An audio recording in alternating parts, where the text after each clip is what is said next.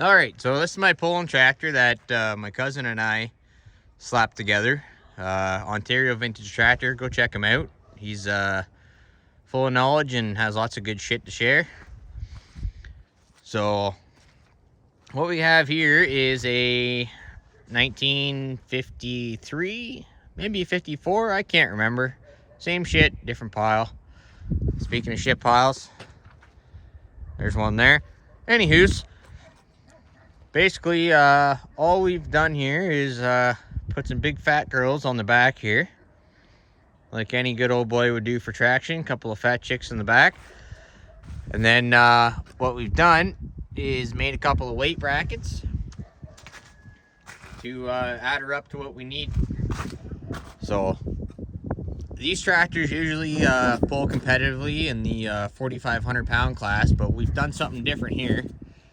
Since I'm such a skinny cunt, and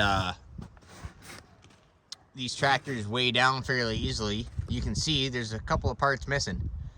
So what we've done is we've removed the PTO shaft, we've removed the hydraulic pump, we've removed the old drawbar setup, and we've made a just a bare bones hitch and reduced a lot of weight off it. I think all that stuff was damn near 500 pounds.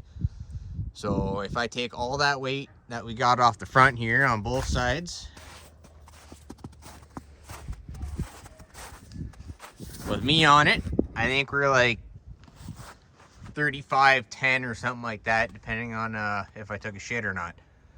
So I've done one or two pulls with it. We've had some shit ones, we've had some good ones, but all around it's, so what looks like a pile of junk actually works really well. And you're gonna notice that this tractor's got a yellow block here. Some guys might think we're cheating, but we ran the numbers off the side of her. And you can see her there. And to the best of our knowledge, what's going on here is the old farmer that owned it from the barn we dragged her out of basically just put a reman block in her. And that's about it. Hasn't done much work since. We pulled the valve cover off to adjust the lash and everything. Looks like it had brand new valves and everything in it. The oil was really clean, and for some reason, like when we brought this home, we figured this was going to be a parts tractor, and it just kept surprising us as time went on. Works really well, runs really well. You've probably seen that she's blowing some black smoke there. We run her a little rich, but when you get her on her load with the sled, that's when she likes to shine. So you just can't run her too long. Can't sit there and idle her before the pulls, otherwise she fouls up and she starts running like a Ford. You know, we don't need that here. But yeah, she's pretty neat. And then with all these weights on her here, with those girls and these girls, and I think I was stealing one from my cousin Rick there. It was putting us pert near right at 4,500 pounds. And there was one pull we did in Elmville, Ontario that I actually beat him. And if you look at his channel, his tractor's pretty souped up. Mind you, that's just luck of the draw. But it just goes to show how well you can make things work with on a budget. But yeah, that's so let's see if she refires. That's the first time it's fired up since probably October, and she works. So let's give her a refire there and see how she goes.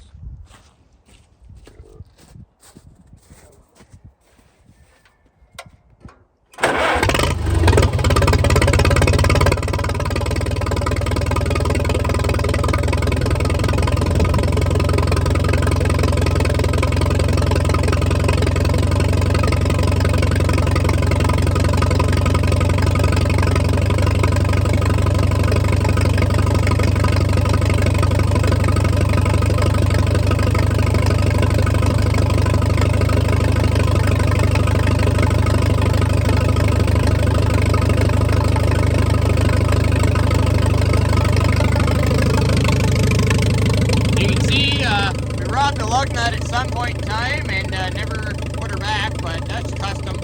That's actually factory for pulling. It's one of our secrets.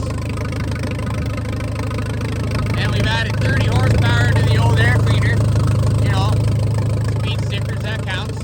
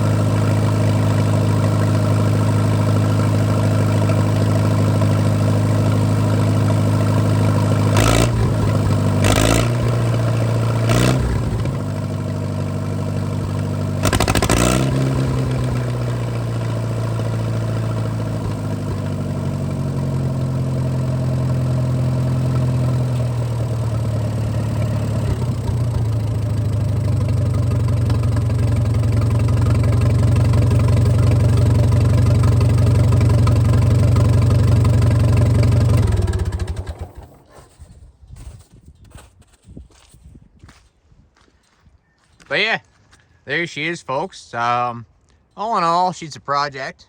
She's got a couple of leaks on her, you know, sweats the horsepower. We're going to try and do some improvements for the 2023 season. Hopefully get some new front skins on her. We got some mismatched rusty girls. Haven't decided if I want to make this tractor pretty or not. Maybe mention it in the comments. Do we leave her rusty and dusty, or do we make her shine? I kind of like it rusty, but you know, that's to each their own. We threw this tailpipe from Crappy Tire on there, you know, fuck it. She makes noise. She's louder than she is fast. These old fire balonies, they're dry rotted, but they hook, and they hook well. For, like I said, for what it is, just a couple of experimental adjustments. All in all, you want to make a WD work, it's a good starting point. There's tons left to do. There's guys cheating like motherfuckers out there, and what I like about this tractor is it's got the bare bones, and I'm actually not cheating. It's all factory. There's no combine engines, no bullshit, and you know, depending on the track scenarios and the gear selections, it pulls right there with them. It's weird what this thing does. So you don't have to have $1 million to go have fun. So if you're thinking about it, do it. It's fucking awesome. Get off the couch, get off your Xbox, and go have some fun. Cheers.